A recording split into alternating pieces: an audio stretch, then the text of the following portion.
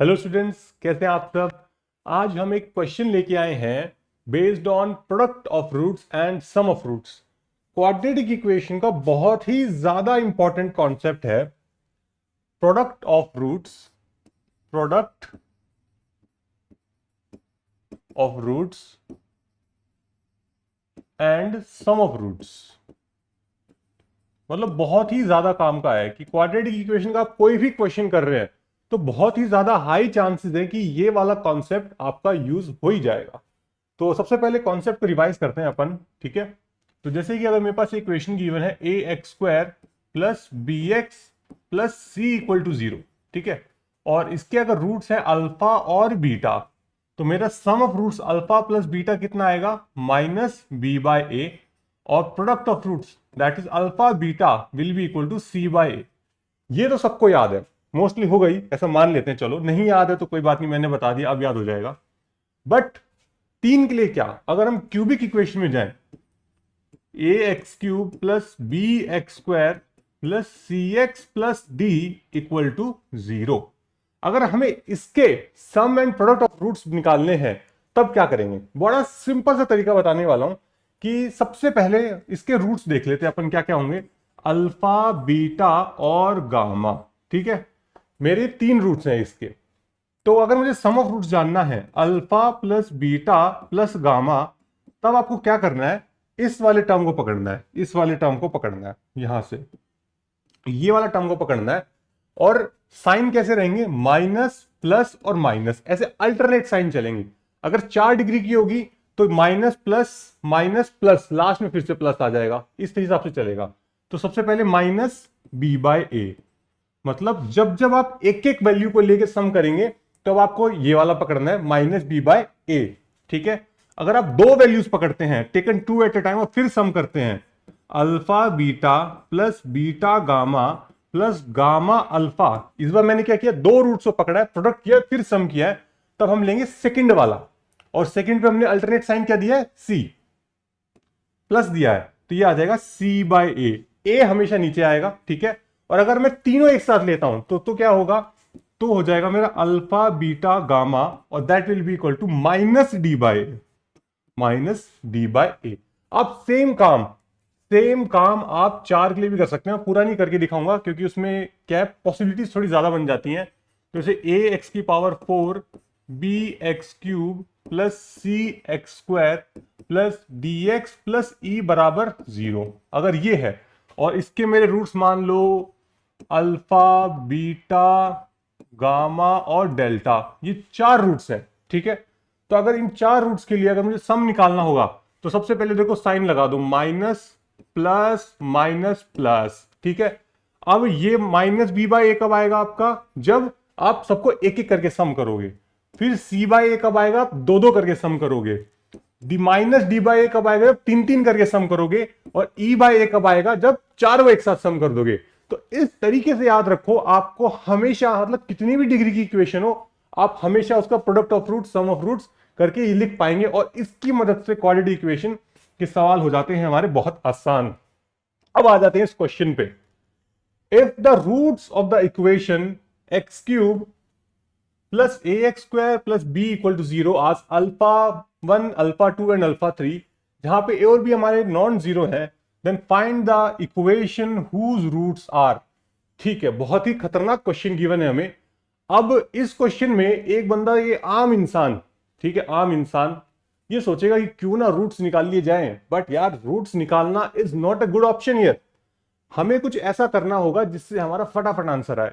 और जैसे कि मैंने बताया कि जब भी क्वाड्रेटिक इक्वेशन की बात हो रही हो या जैसे क्यूबिक इक्वेशन की बात हो रही हो, तो आपको हमेशा एक बार, सिर्फ एक बार, मैं तो कहता हूं ब्रह्मास्त्र है इस चैप्टर का, क्वाड्रेटिक इक्वेशन का product of root sum of root ब्रह्मास्त्र है। एक बार उसमें देख लेना चाहिए कि हो सकता है काम आ जाए।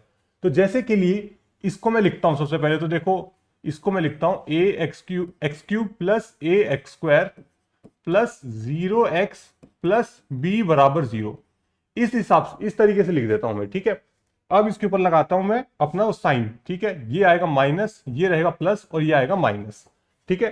तो अब देखो alpha 1 alpha 2 alpha 3 sum of roots, alpha 1 plus alpha 2 plus alpha 3, कहां से स्टार्ट करना है, पहले वाले से यहां से स्टार्ट करोगे, है ना, तो ये कितना हो जाएगा -a/1, क्योंकि यहां पे 1 है।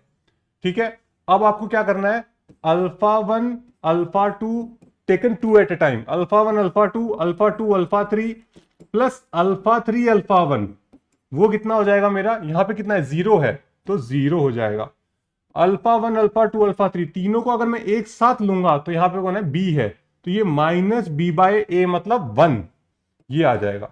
बस हमारा काम की इंफॉर्मेशन इकट्ठी हो चुकी है। और अगर अब क्वेश्चन में अगर ध्यान से देखोगे, गौर से देखोगे, तो क्वेश्चन के जो अंदर दिए हुए ना रूट्स, ये जो रूट्स दिए हुए हैं, ये चीख चीख के बोल रहे हैं कि देखो मैं कौन हूं, प्रोडक्ट ऑफ रूट्स हूं। ये क्या बोल रहा है, देखो मैं सम ऑफ रूट्स हूं टेकन 2 एट अ टाइम, मुझे दिख रहा है ऐसा, आपको भी दिखना चाहिए। तो मैं ऊपर वाले टर्म को क्या लिखने वाला हूं, α1 plus α2 plus α2 α3, this will be equal to α1 α3 minus α1 α3 upon α1 α2 α3। ठीक है, सेम काम सेकंड वाले के साथ करता हूं, α2 α3 α3 α1, तो यहां पे कौन आ जाएगा, α1 α2 माइनस ऑफ α1 α2, इसकी मदद से लिख रहा हूं मैं ये सब चीजें। ठीक है, चेंज कर रहा हूं रूट्स को, α1 α2 अपॉन α1 α2 α3। ठीक है, और थर्ड वाले के लिए क्या आ जाएगा अपने पास, यहां आ जाएगा माइनस ऑफ α2 α3 अपॉन α1 α2 α3। कुछ कट रहा है क्या, कुछ कट रहा है क्या, बिल्कुल कट रहा है सर जी।